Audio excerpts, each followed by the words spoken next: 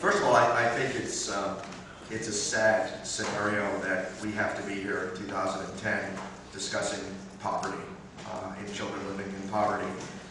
When 50 years ago President Johnson declared war on poverty, and we've spent trillions of dollars trying to solve this problem. I don't think it's totally a question of money. I think we need to do it better.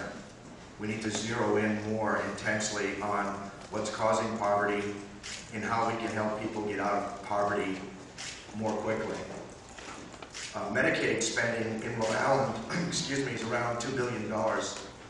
And Governor Carcieri, a couple of years ago, working with the federal government, got approved this global Medicaid waiver in an attempt to rebalance some of that Medicaid funding. Too much of it was going for seniors and elder care. And we're beginning to see some success there, so that maybe it's not so much a question of, do we need to raise taxes to get more money for right care? Maybe it's that by being more efficient in thinking through our social service programs, that more money will be available to deploy into some of these programs where children especially are in need.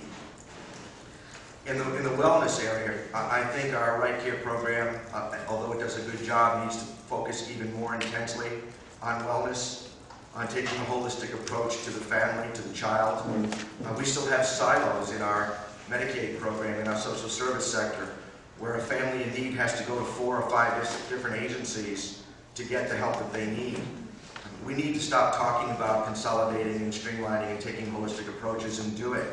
And as governor, one of the things that I am going to do is take a look at access to social services, how we can streamline access and make these programs more efficient and more effective, especially for kids. People who know me know that for the last few years I was a trustee at Bradley Hospital. My wife and I support efforts to find a cure for autism. Children and children's needs is very high up on my priority list. And I think that one of the things that is something we just all have to accept is that we're in very difficult economic times. The thought of trying to get more money for programs by raising taxes isn't going to happen. There's no appetite for that, especially in Rhode Island, where we're one of the highest tax states in the nation. What we need to do is look at the money we're spending and make sure that it's spent correctly and effectively, and that we can measure the outcomes of all the programs, good programs that we have. I would be in favor of supporting Right Care, I think with some streamlining, some modifications on how we deploy the dollars so that we have successful outcomes for kids and families. Thank you. Thank you.